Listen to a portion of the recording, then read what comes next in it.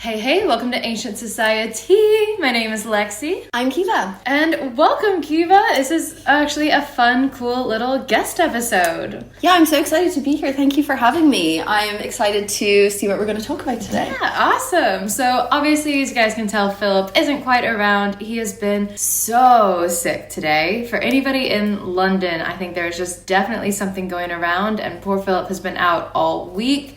He's trying to get better to come hang out with me and celebrate my engagement, but until then, we get Keith on the podcast. Yeah, excited. Get well soon. Get well soon, Phil. As much as we like Kiva, get well soon.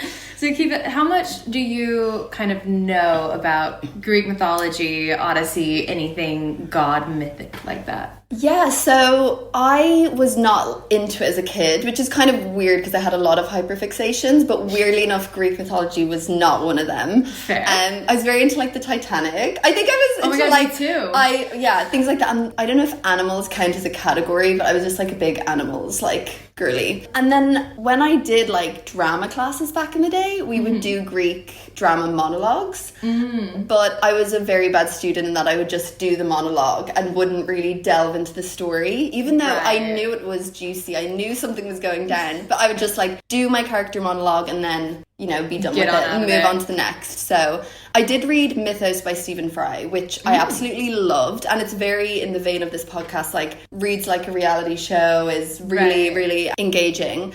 I loved it so much, but can I remember much from it? Not really. I'm very bad with books like that. Like, I'll read it and be like, oh, damn, and then not, like, take it in. So that's kind of where I'm at. That's so fair. So I've always kind of loved it. I did the same in drama school. I think I helped assistant direct a kid show about Zeus and just him being a mess. And I loved it then, and I kind of forgot about it until recently. I found, like, new musical, Epic the musical about the Odyssey, and I've just really got back into it. So it's the same with me if I picked back into it as an adult. Yeah, I'm hoping that, I get back into it again because I know it's something I'd be so into, and go down Wikipedia juicy.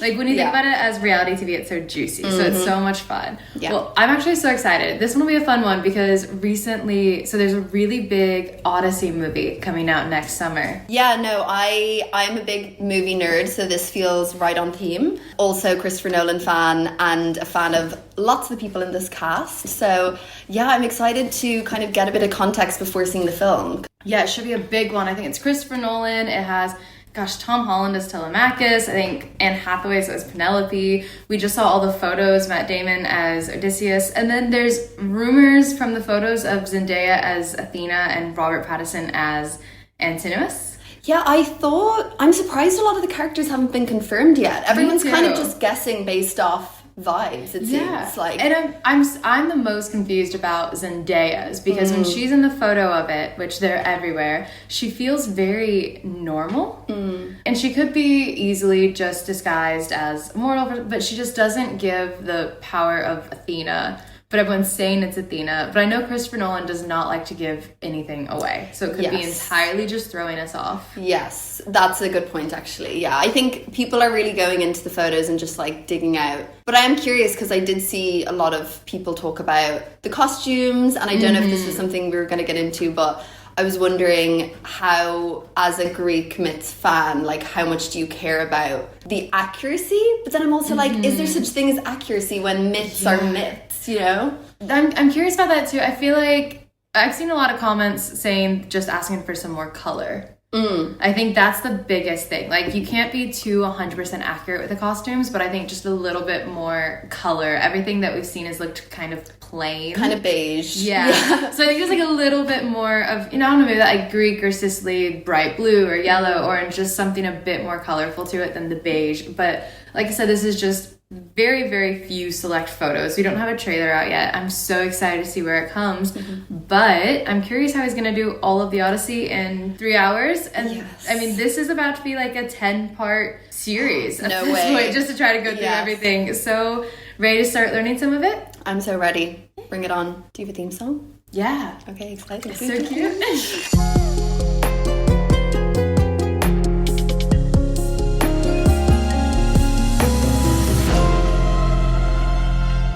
Okay, so before we get into it, I do want to make a couple of points. This, like I said, is likely going to be like a 7 to 10 part series because the Odyssey is long as hell. But I will do my best. I'll go through it, try to make it engaging and fun. I am going to go through it in Odysseus' story's chronological order, so really through his trip. So when it comes to the actual book from Homer, I'm going to be starting with book 9. Okay, so Homer's book, it jumps around timelines a lot. It jumps around. It's 24 books. Oh, sounds very Christopher Nolan, though. Yeah. Like, so Christopher Nolan. I think Christopher Nolan will go with the poems, the Homer's poem story, because it starts with Telemachus, and then you get a little bit of the Odysseus, and then you get Odysseus telling what happened before, and then everything comes together for the last 10 books. Okay. So it's a little bit out of place. I'm just going to cut it, make it easy, and do chronological of Odysseus' trip. And then the second thing is that this is a fun, entertaining, creative, gossipy podcast. So it's not going to be perfect. I'm going to be taking bits and pieces from all sorts of different stories, including Homer's or Emily Wilson's translation. Going to be taking a little bits from Epic the Musical because that's just so much fun. I might throw in some Hades Town a little bit in the underworld.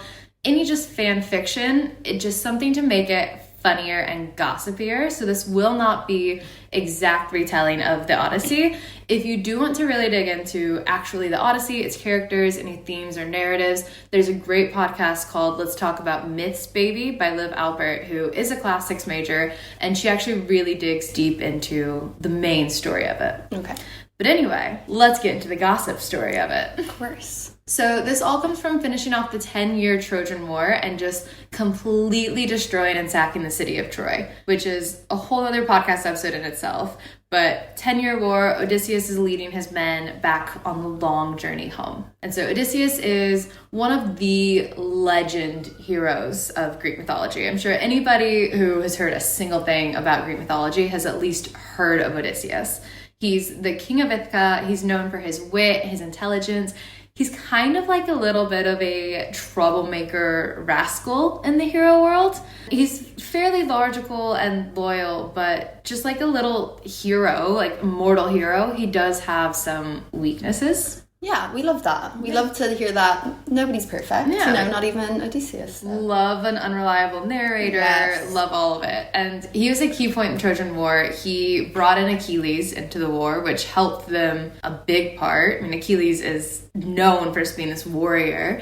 And he came up with the idea of the Trojan horse. Of course. Which yes, everyone iconic. knows about. But this wit and strategy actually makes him a favorite of goddess Athena, who is goddess of war strategy. Mm-hmm. And so anything that is not just pure fighting, has a little bit of strategic resource behind it, Athena loves. And so it kind of forms this weird, like, on a healthy side, it's a mentor-mentee. Okay. On an unhealthy side, it's like a power dynamic grooming relationship. Interesting. And does that develop over like a long period of time? That she's initially like, ooh, who is this guy? Yeah. I want to find out more, and then sees him become this. It does. She really kind of takes him in under her own. There's little bits of Athena still kind of learning as well, and so she'll at times leave or not trust him, but then other times she will show goddess favoritism to him. Okay. And even carry it over to his son Telemachus at some point. So it ends up just being this whole family, but it's a weird favoritism by the god on this just mortal man. Okay, interesting. So it's a weird one. Yeah. But she loves him. She's helped out with this war. A lot of the gods helped out in this war, and so she really backed Odysseus. But after the war, Odysseus is leading his crew of about 600 people back home to Ithaca, where his wife Penelope, and at this point his about 10-year-old son Telemachus, Tom Holland, and Anne Hathaway are waiting for him. Okay, I'm seeing, the dots are connecting. You can start to put the faces to it now. I think great casting, I would say. I don't know. I think when you think of a young Matt Damon, kind of the cheeky, chappy look that Tom Holland definitely has. So, really good casting. And Anne Hathaway just does scream Penelope of like royal, resourceful, beautiful, just like a queen, a true queen. Yeah. In this crew that he's taking back are two friends of his. One is his brother-in-law Eurylochus, and the other is his bestie Polites. Bestie Polites. I love that. And with anything in Greek mythology, you never actually know if it's besties. They're a little bit more. Oh, okay. So they could be a little bit more. Okay. He's like, Polites is coming back with me. He's like, you're on my boat. Yes. You're staying with me. So they leave Troy and they start this journey home. And the first thing that happens immediately is a massive storm comes through and separates Odysseus and all of his men from Agamemnon, all of these other giants that are leaving the war. And so it just really isolates Odysseus and his men, carries him over to the city of Ismarus, which is where this is where I'm struggling to learn how to say these words. Syconis live? Yeah, I would say that sounds about right. Syconis? Yeah. Syconis. So there are people. Are they a people? Yes. Ah, okay. Yes, so there are people living on this island of Ismarus. Okay. I can't help you with the pronunciation. I'm so sorry. But let's go with Syconis. Syconis. Yeah. We got it. Yeah. So they had actually allied themselves with the Trojans. Okay. So already when Odysseus' men get to this island, they're like, oh, they're enemies. Oh, no shit. Immediate enemies. So were they kind of pulling up being like, oh, well, at least there's land and we're safe from the storm, but then also... And then also enemies. Yeah. Kind of stuck between the two. Oh, God, okay. But Odysseus' men just won the war against this group. So they're on like an after party high. Okay. A winning high. Like Amazing. anytime you leave a good show, a good party, anything you put on, you just have this extra endorphins. You think nothing can take you down. Of course. And so they see this and they're like, oh, this is the after party. Like the clubs are closed. This is the after party. Okay. We're still winning. Let's just take this town too.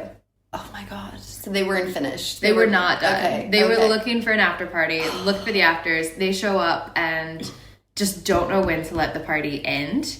And so when they see this enemy territory and a perfect city to take over, they launch a surprise attack, easily take over the city. Okay. I was going to say, was it like an easy, did they have enough men? It was just like, we're winning this. It was like a city, like a seaside village almost, and you have 600 warriors. So super easy. They come in, they kill a lot of the men, and then they take a lot of the livestock and treasure. But Odysseus is the only one that is still kind of maintaining a head on his shoulders. Is like, okay, they have one person here, Meron. He's the priest that's serving the god Apollo. We should keep him and his family safe. Okay. And so he like guards them aside, puts them aside. Meron thanks him by giving him a bunch of gifts. Like, here's all this gold, his silver, which I feel so bad you're thanking this person for saving you as they're destroying the city around you. It must have been so horrible. Like, the survivor's guilt, all of it. Yeah. But he's caring about his family, obviously. So here's gold, here's silver. And then he gives him 12 large jugs of the strongest wine you have ever tasted in your life. Oh my God. What are the effects of this wine? Is it just like percentage off the charts? Like, kind of? percentage off the charts, it should be diluted, I believe, 1 to 20 of this wine and water. Oh my God. Like, Dionysus himself made this wine. Like, it's strong as fuck. Okay, so he was giving this as like, here's like an extra little gift for you. Like, you saved my family. Thank you. So gave this gift, and then Odysseus tries to get his group and be like, hey, we killed men, we got treasure, we got food, we got supplies, let's leave. Group, yet again, does not know when to call a party quits. Oh my God. And so they just go home, you guys. Like, at some point, the clubs close. At some point, you gotta leave the house. Like, was it nothing good happens after 2 a.m.? Honestly, yeah. Especially with that alcohol as well. No. Does that come into the mix in a bad way? I'm scared. So they're drinking bits of it, but they're diluting it. They're being a bit better, but they're definitely drinking everything they get their hands on. It truly is. I don't know if you know the TikTok sound. They're like 9 shots. It's like, no, babe, I don't want to leave. I want to stay dancing. Yeah. Oh my God. So they are just partying and feasting all night on the beach, having the best time. At the same time, the Sycones went and regrouped with neighboring allies. The few that made it out alive found their neighbors who are actual legit skilled warriors, and they all regrouped and planned their counterattack. Oh. But just listening in the distance, you're hearing the club music of Odysseus' men celebrating. Yeah. They think that their guards are kind of down at this point, would you say? Okay. 100%. Nice.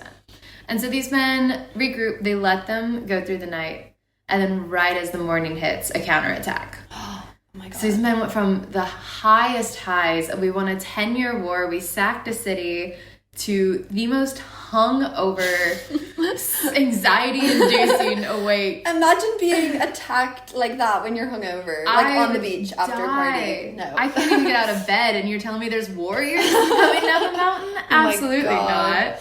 So they obviously finally lost a war. Did not do well on that one. I mean, for that hungover, you've been drinking Dionysus's wine, barely slept because you've been partying. I'm not doing well in a fight. Yeah, no. So they run and they retreat, but they did lose about 70 men. Okay. How many was there, sorry, to begin with? About 600. 600? Yeah. Okay, so 70 men, yeah. Okay. It's a decent chunk. Decent chunk, yeah. Yeah, and I'm sure they were all very close. I don't know if they would have been back then, but when you're just celebrating and you're all kind of like, that's gotta hurt, right? Yeah, you're fighting together for 10 years. Yeah. So it's pretty much just the very first thing on this trip is just a massive, massive blow. Like morale is so low, the trust is gone, it's just starting low. So they leave, they slowly row their boats away, sad as... the other people are now partying on the beach. Yeah. And so the next place that they make it to, they're, again, back on their way home from Ithias, but the gods are not too stoked with how these guys have been acting. I was going to say, someone's going to spill. I can't remember, the priest, he's got connections. Yeah, you know? He had Apollo behind him. Yeah, so that was kind of silly. Just... how they act the city of Troy and how they act this, they're just so disrespectful and such dudes that all the gods are like, how dare they? Yeah. Even Zeus is like, how do they have the audacity to be acting like this? Yes, of course. And I guess just on a wider context, right? Generally in these Greek stories, the gods, if humans or mortals ever acted beyond their capabilities, it was like a big you stepped out a line. Yes. You think you're godlike, but you're actually let us put us back in your place. That is such a recurring theme of gods being like, we're the god. Who do you think you are? To try. So they'll allow them to do battles, wars, up to a certain extent, I guess? It's like a disrespect. Okay. Like once temples are involved, once it comes to going beyond what you should be doing after a fight, obviously take some of the gold, but relax. Once it just comes to a certain extent, gods are pretty much just like, okay, chill. Yeah. Relax. And so they just need to humble them a little bit. So Zeus does that, humbles them. He sends them on a 9-day storm. Another storm. And 9 days, it was bad enough that they actually had to stop for 2 days and just try to recover to go back out to the storm again. Oh, so they were given a bit of respite. A little bit of then it's back time. in. And then just kidding. It was Kendrick back-to-back songs. Did not let them breathe. They finally land on a place that feels like paradise. Okay. And sounds suspicious already. Yeah. I'm scared. A little bit too good to be true. Yeah. But Odysseus is very torn between what to do. And he has kind of the devil and the angel on his shoulder. And he has Eurylochus and Polites. Eurylochus is still in battle mode. So Eurylochus is like, we have 500 some people. We can just run up on them. We can defeat them. We sacked a city before. We can take their stuff and we can go. Polites is like, we could have been gentle and not sacked the last city and they might have given us more wine. They might have been kind if we were kind to them. Okay, interesting. So he's dealing with these two kind of... Yeah, do you attack a place immediately or do you wait it out and try to talk to someone and see what to do? Okay. And it actually goes... So this is part of the musical that has these two, but a big part of the actual Homer story is this idea of kind of hospitality and guest gifts. Okay. Do you give someone a drink or something when they come to your place? Is that what the whole message is fundamentally saying? That's what a big message in the Odyssey is that hospitality and guest giving. Damn, it feels like it's still a theme that I think about every day. If I'm going to a friend's house, or it's one of those things that you always have at the back of your mind, right? Or you're 100%. Overthinking what you bring, or... Yeah, that's crazy that was such a big theme. And that's a big thing of they really kind of say the good versus the bad is who takes you in and is hospitable versus who eats your food and takes your things or sacks a city. That's kind of really a big differentiator of good versus evil. Okay, interesting. And so you have this too, and this is what I really like about the musical is that he did find a way to put this in. Okay, I'm going to say I'm a big musical person and I have not seen this musical. How can... so I listened to it. It's brand new. Oh, it's brand new because I was kind of on when Hadestown first emerged. Hadestown. I was in drama society at the time, so it was all anyone was talking about when the first concept album came out. Yes, and it was incredible. So now, thank you for giving me a new musical to. I mean, is it kind of post Hades Town, they're like, okay, we should tap into this? Or is this just like a... I mean, that might have been an inspiration for him, but it is entirely on the Odyssey. It's a whole different story. Yes. Yeah. Yes. Okay. And what's the music style? Sorry? Oh, it changes for every character. Oh, stop. That's amazing. Because, I mean, Hades Town has it has like an identity in terms of its music style and inspiration. So, okay. No, well, I know what I'll be listening to. Every character is a different music style. Oh, that's so cool. It's so cool. That's but so cool. he puts in this idea of Eurylochus and Polites as kind of the two differentiators. Mm-hmm. And so Odysseus kind of leans into they kind of hate each other because they want different things. And Odysseus listens a bit more to Polites. Is that because of what you talked about earlier? Potentially? A little bit. Maybe. Okay. Maybe. I think so. But I'm glad he's listening to Polites because I agree with him more. So with that, and going back a bit more to Homer's, instead of sending a whole army, he sends out 2 warriors and a diplomat. And he's like, you 3 go. The 3 go, never come back. And so on the ship, Eurylochus is like, I told you. Yeah. I told you. Now he's gonna have the upper hand. He's like, I was right.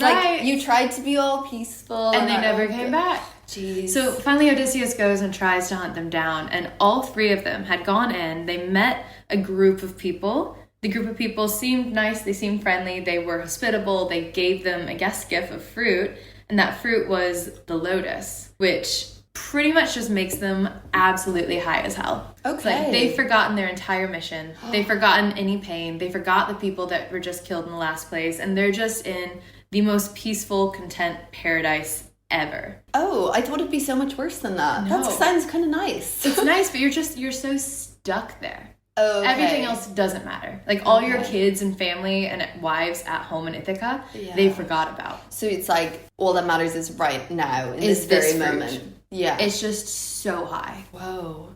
Okay, and was the lotus used a lot within like Greek myth as like a symbol of... Because in my head I associate it with like Buddhism and stuff. Yeah. Like, which actually kind of makes sense. Maybe true. But yeah, I have an association with it as like a symbol of peace or a symbol of relaxation, but which is just this to now that extreme. I think about it, it is. I do think that the use of it comes from Homer's The Odyssey. Okay. I think that this is the origin of it, but it is used often, especially in a lot more modern, like Percy Jackson, the Lightning Thief.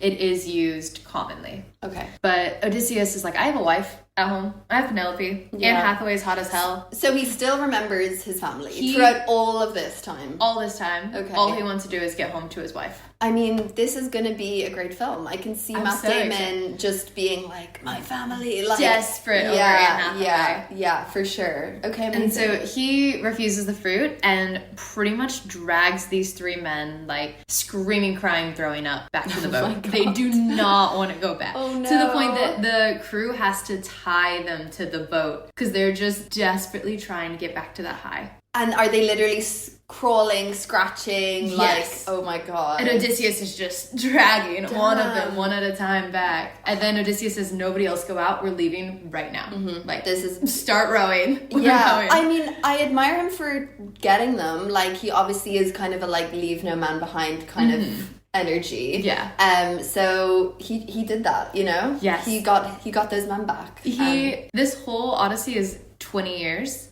He starts the 20 years as a great leader. Oh, see, this is what I was going to say at the beginning. Yes. When you were talking about him as like the best known hero, I think they always have, and you say flaws, I feel like you're going to get into the flaws, right? And then I'm going to start rethinking how I feel about him. I mean, if 20 years going through what he's going through, I'd be having flaws show up too. Okay, fair. I'd be that too. Yeah. But he is still just a man. It's just, yeah, that's so true. Yeah. But so they leave, they rush out, and then this is the biggest part of this book 9. The first 3 stories of all of the Odyssey is, and remember, I am blending stories a bit. This will be a real big blend of one. They blow up to the island of the Cyclops.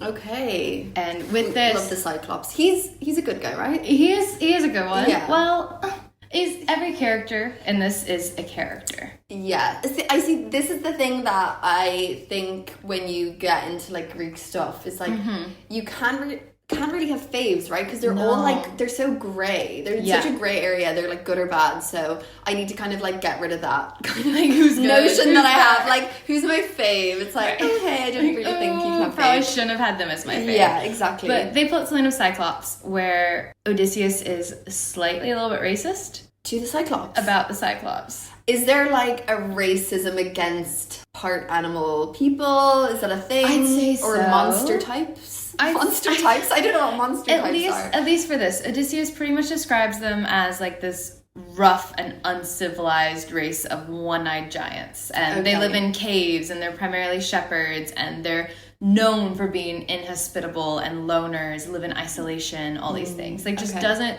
pretty much says that their land and everything, the Greeks could take better care of it than they do. Interesting. So just looking down on them before he even makes it to the island. Okay. And that's very interesting. Very also relevant today. I feel like you feel like that kind of language feels kind of relevant. Exactly. Yeah. Exactly. And so they go and they eat some wild goat from a separate island offshore. Again, though, it's just never enough for these Greek men. And so like, we want more. We want more of these wild goats. Obviously, it's a great land. We want to see more. And so they go into the mainland and find a cave.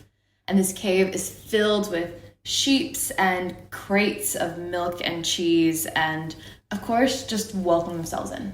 And I would see that. Right. Yeah, I would see that and I would think, oh, someone obviously lives here enough to have these crates of cheese, but they just help themselves on in. Okay. Guys, come on. Have you not learned your lesson by now? Honestly. Some of them did learn a bit of a lesson. They're like, let's steal some stuff and leave. Odysseus, I think, is leaning on to Polites' like, hey, be friendly and talk to people mindset. And so he's like, no, let's sit, let's wait for the owner to come back. Maybe he'll be hospitable. Maybe he'll give us a guest gift. Okay. And so they sit and they wait, and they do end up killing a couple of his sheep in there and just eating those. Finally, the owner of the cave, Polyphemus, who is the son of Poseidon and a cyclops. Oh, okay. So Poseidon has a cyclops son? Yes. I feel like I remember this from Mythos. Yeah, there was some crazy stuff going on there. It was crazy. But he comes back in and before he sees anyone, he closes the cave door, which to him is just a door. To everybody else is this massive stone. And so he comes in, closes it.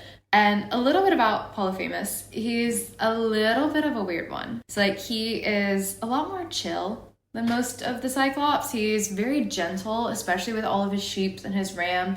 He has a name for them. He has a favorite ram that is his best friend. Like really cares gently for these. And he even has a little crush on a sea nymph. And he chews on mint so that his breath doesn't smell as bad when he goes to flirt with her. Oh, that's so sweet. So he's like a little like sweetheart of the Cyclops. Because of it, the others don't really take him that seriously and kind of even bully him. Even though he's the son of Poseidon. I feel like that would surely give him some kind of street cred, You would think. But he's still a bit of a loser to them. Still a bit of a loser, bit of a loner. Like really, these sheep are his friends. Oh, interesting. Okay. And so, I mean, if you come home one day and a bunch of random men are in your home, they've killed your pets, killed your friends, taken your food. Like, what are you not the do? Pets, not the pets. Yeah, like I'm not gonna take kindly to that. Like, I'm losing my mind. Yeah. And then to make that worse, they're just sitting in his living room, chilling like they did nothing wrong. Yeah, like, hey, how are you? Hey, where's our welcome wine? What's going on? Yeah, that's where's our guest gift? And so they're trying to be, in their version, hospitable and friendly, but Polyphemus wants none of it. And so he actually full on just eats 2 of them on the spot and then puts the rest of them in a cage for future meals. Including Odysseus. Including Odysseus. Whoa. That's... Like, you guys broke into my home, you killed my favorite sheep, you're stealing my stuff. No more Mr. Nice Guy. Like, not at all. Like, you're stealing all of my home. Yeah. Odysseus is ready immediately to fight, but he's very aware that Polyphemus is the only one strong enough to open the front door, that rock. And so he's like, okay, we can't do it just yet. We have to set something up. And so the next day, Polyphemus wakes up, eats 2 more of these men for breakfast. Oh my god. One of these men being Polites. Polites! Kills Polites. Oh no. Kills the bestie. Oh my god. Was like, is it very gruesome? I don't know how much in detail they go into like were all the men watching as this happened? Was it very explicit? All the men were watching. Oh, so God. in Homer's The Odyssey, he's just eating random men 2 by 2. Mm-hmm. In the musical, Epic the Musical, it's actually a really big fight between the men and Polyphemus, and he just smashes them. Like a mallet, kind of. Right. Giant club right in front of everyone, right there. Damn. I mean, is this part... We don't know if this part is going to be in the Nolan film. We don't know, right? I feel like the cave part of it will be. This is a major turning point. Okay, so I have a feeling if this film is like... It's going to be gruesome. It's going to be gruesome, for sure. Yeah. And I feel like we're going to get some heavy Oscar acting from Mr. Matt Damon. Yeah. And then he heads out to take care of his sheep. Just normal day for him. Odysseus is on fire now. Over it, angry, so mad. They take a wooden staff and they harden it in the corner with fire. So when Polyphemus returned, Odysseus was really smart in bringing his jugs of wine, just in case. Oh, yeah. And so he turns into like a little bestie hype man of Polyphemus. He's like, how about you try some of our wine? I love this strategy. I would so turn to this strategy too. I'd be like, let me just kind of befriend. Exactly. This Dionysus level the person wine. keeping me trapped. Yeah. So he's like, just keep drinking. Oh, so and anytime clever. Polyphemus is like, no, I gotta work tomorrow. Just keep drinking. There's another shot. What's another round? Oh my God. And Polyphemus turns into this like true bestie. He's like, oh my God, I love you. This is great. Like girl in a bar bathroom. He's like, what's your name? Yay. Who are you? What's your name? What's your Instagram? So Let's be best friends. Yeah. Odysseus says, oh, my name is Nobody. Okay. And Polyphemus like, nobody. I love you. I'll eat you last. Oh, so great. This is what bestie status means for Polyphemus. Is he'll eat you last. You watch all of your friends die first. So he gets so drunk and passes out that Odysseus and the men drive that red hot staff into his eye. His one eye. Completely blinding him. Oh, shit. But here's where the strategy is actually so funny to me. All of the other Cyclops, he's screaming, crying, obviously blinded, can't say anything. All the other Cyclops come in and they're like, hey, oh my God, Polyphemus, what's happening? Who hurt you? What is going on? And he's like, nobody hurt me. Nobody's killing me. Nobody is here injuring me. So why did he do that? That was Odysseus told him his name was Nobody. Nobody. So he's like, oh my God, yeah, nobody is here killing me. Nobody is hurting me. Oh my God, they must have been like, this guy's crazy. Yeah, they're like, what the hell? Yeah. Nobody? Oh no. Like, if nobody's hurting you, shut up. Like, I'll just go back to sleep. Yeah. And so they're like, if nobody's hurting you, we can't do anything. Like, shut up. Oh, that's And so crazy. they just leave. They don't do anything. They don't check. They didn't care leave. much about him anyway, right? So it's like, we're checking on you, but we're not gonna... But once you say that nobody's hurting you, we're out. Yeah, damn. And so they leave, and poor Polyphemus is just there blinded. And so Odysseus' men, to escape, have to tie themselves to the bottom of his sheep. So the next morning, Polyphemus, to let his sheep out, opens the door just enough for sheep to go through. And he feels the top of each sheep. Because he's blind. He's blind now. Oh my God. To make sure that the men aren't escaping. The men have tied themselves to the bottom of his sheep. And the last one to leave is Odysseus tied himself to the bottom of Polyphemus's favorite ram. And even Polyphemus at one point is like, Ram, my friend, you're normally the first person out today. Like, it's a little weird that you're the last one to leave, but you're my friend. Go ahead. With Odysseus tied up underneath him. Oh my God. And so they escape, and this is where Odysseus starts to lose his cool, his leadership a little bit. On their way out, they get on board all the boats and they start leaving. Odysseus gets a bit arrogant, and he's yelling out to Polyphemus, like taunting him. It's like, we escaped. Oh no, I can visualize We're that. on the water. I can visualize them like doing a little dance around him, Exactly. and he's just losing his mind. You can't see us. Yeah. You can't get Oh my us. God. And so Polyphemus just starts chucking rocks over. In the sound of the voice, he can hear where he's at, throwing rocks out, just trying to hit him. Almost sinks the ship, but doesn't. So Odysseus is like, one more taunt. In this taunt, this is the dumbest thing Odysseus does the whole story, is he's like, hey, remember who blinded you? I'm not Nobody. My name is Odysseus, son of Laertes, king of Ithaca. My wife is Penelope. My son is Telemachus. My social security number is this. My address. The code on the back of my credit card is like telling him all the information that he possibly could about himself. Yeah. As a way of taunting. All of his men are just like, Odysseus, shut up, please. Chill. Like, Shut up. please Yeah. stop. Yeah. But tells him everything that he needs to know for Polyphemus to pray to his father Poseidon and curse him. Oh no. And then does it all go downhill? Well, it's been not pretty great, downhill. But that's kind of the the marker. You now have Poseidon's son asking him to make your life hell. Oh my god. Because you had to taunt him and tell him everything about you.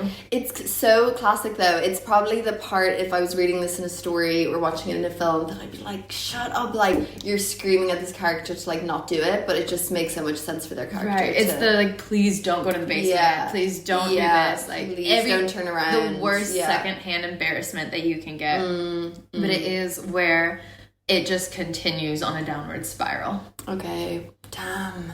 But that is just one of the 24 books of the Odyssey. That is 24. book 9. From my like brief looking at the Odyssey, like I know it sounds like it's just like Odysseus just goes through, like he just gets beat down. Yep. And it's but after hearing this, I'm like, a lot of the times he's kind of not asking for it. Sounds really bad, but he's not making you feel like he didn't deserve it a lot of the time. He's not doing the best to get it. And I think that's a really cool thing about Odysseus, and I think that's why this story has lasted so long, is it truly is a story of like just a man, and he's not perfect, he's not great, he has a lot of flaws.